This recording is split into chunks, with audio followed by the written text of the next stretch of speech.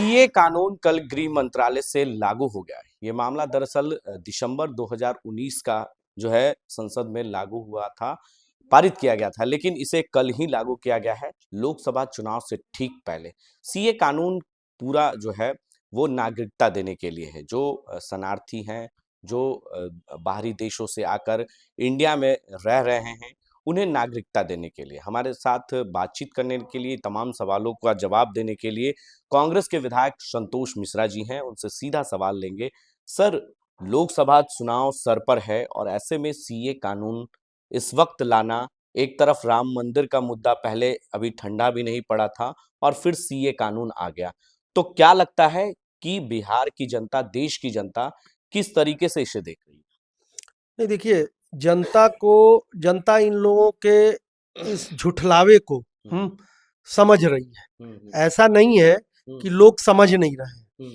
और ये बहुत ही अच्छी तरह से सबको समझ में आ रहा है कि लोकसभा चुनाव में के पिच पे, जो लोकसभा चुनाव का जो पिच है, उस पे ये जो हिंदू हैं, जो बौद्ध धर्म के अनुयायी हैं, जो जैन धर्म के अनुयायी हैं, जो ईसाई धर्म के अनुयायी हैं, वो लोग जो पहले से हमारे देश में नागरिक हैं, उन लोगों को इफेक्ट करने के लिए, चूंकि शरणार्थियों को ये 5 दिन में नागरिकता नहीं दे पाएंगे ये लोग। 5 दिन 6 दिन में, अगर चुनाव आचार संहिता अगर मान लिया जाए कि 15 तारीख को, अभी तो आचार संहिता पे समझिए कि आचार संहिता लागू नहीं करवा पा रही है ये सरकार। चुनाव करवाना है मई के एंड तक, सरकार का गठन हो जाना चाहिए, केंद्र सरकार का।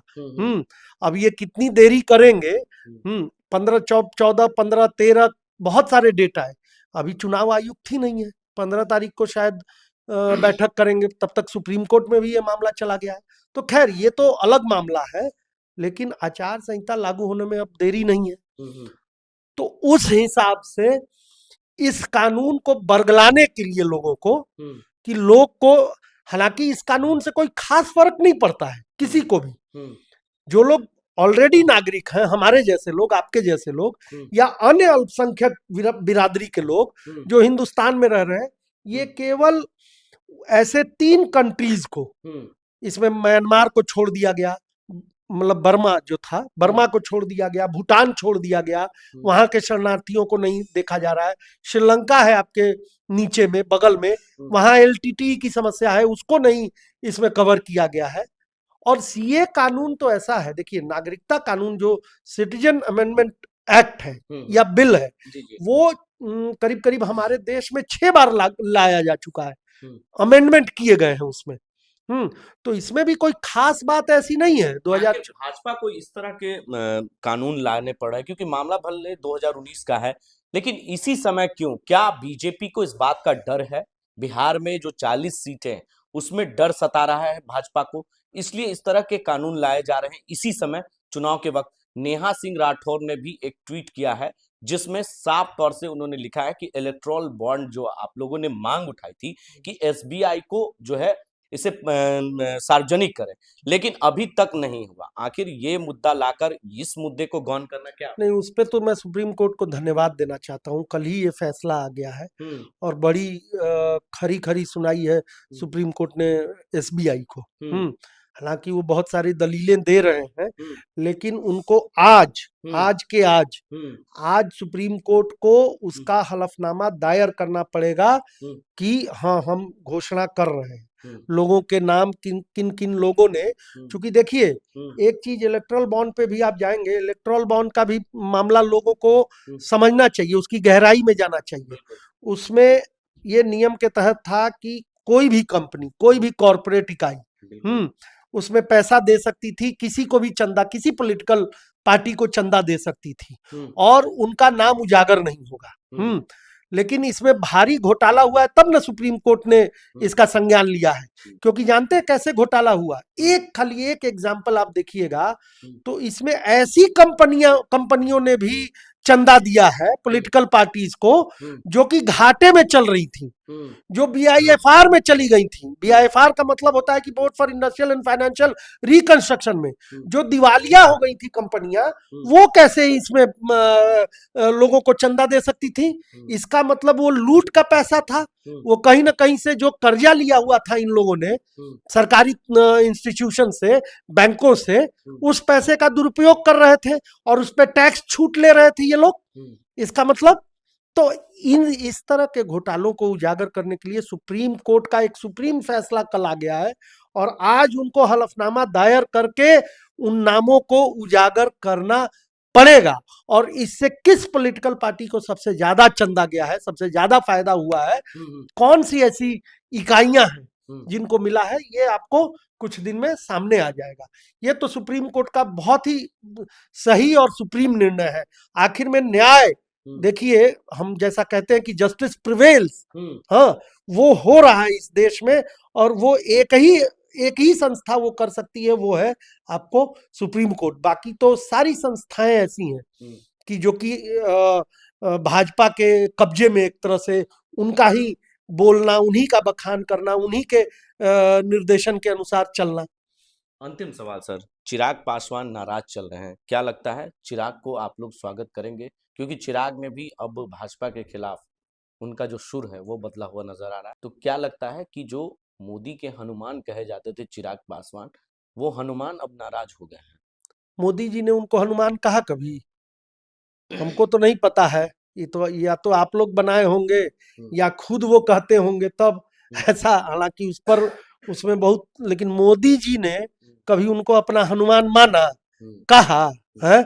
अगर चिराग जी के राम है वो, तो मतलब प्रभु श्री राम के अनन्य भक्त, सबसे बड़े भक्त अगर देखा जाए प्रभु हनुमान है, उनका कोई इस तरह से अनादर कर सकता है? अगर सो कॉल्ड हनुमाने हैं वो, तो उसमें हम नहीं जाना चाहते हैं। हम लोग तो दोनों बाह, खुले बाह से, दोनों बाह एकदम खुला करके उनके आने का इंतजार कर रहे हैं। और ये हमसे सुन लीजिए मेरे मुंह से, हाँ, कि उनको आना है। जो सम्मान हम दे सकते हैं हम लोग दे सकते हैं। मुझे नहीं लगता कि वो लोग दे पाएंगे, ना मोदी जी दे पाएंगे, और नीतीश से तो 36 का आंकड़ा ऐसे ही है नीतीश जी से। तो क्या सीए का आप समर्थन करते हैं? नहीं, देखिए, सीए का समर्थन करना नहीं करना इसका कोई मतलब ही नहीं। सीए कानून, हाँ, ये तो पहले से लागू था इस देश में, हाँ, इसको कंफ्यूजन में मत डाले।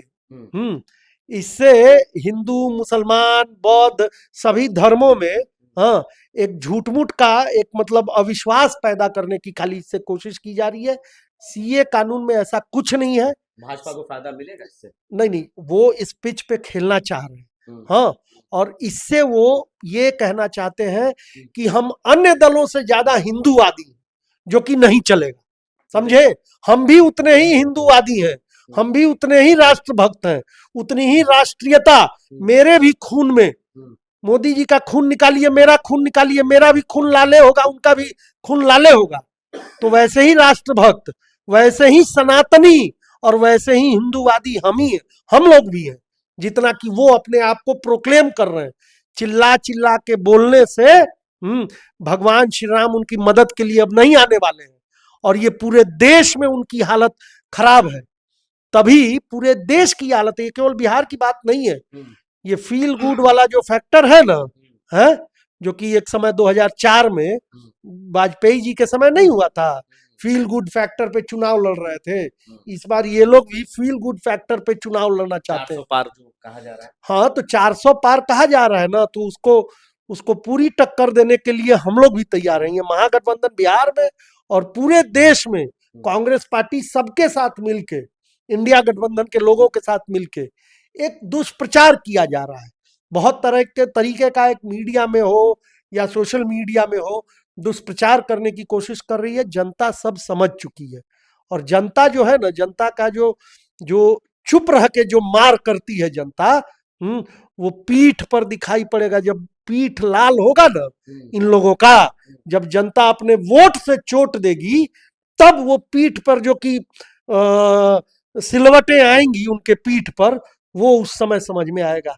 इस चुनाव में, लोकसभा के चुनाव तो में? देखिए, इस बार का लोकसभा चुनाव काफी रोमांचक होने वाला है, क्योंकि सीए, राम मंदिर जैसे मुद्दे भले भाजपा लेकर आ रही है, स्पीच को भले वो तैयार कर रही है, लेकिन स्पीच पर जो है वो बैटिंग और बॉलिंग, जब बल्ला चलेगा तो किसका चलेगा, ये तो वक्त बता देगा। हमारे साथ बातचीत करने के लिए जो कांग्रेस के विधायक है संतोष मिश्रा, उन्होंने साफ शब्दों में कह दिया कि राम के जो हनुमान है वो कैसे नाराज हैं, क्योंकि राम के हनुमान जो प्रिय हैं, और प्रिय अगर नाराज हैं तो ये हनुमान नहीं है।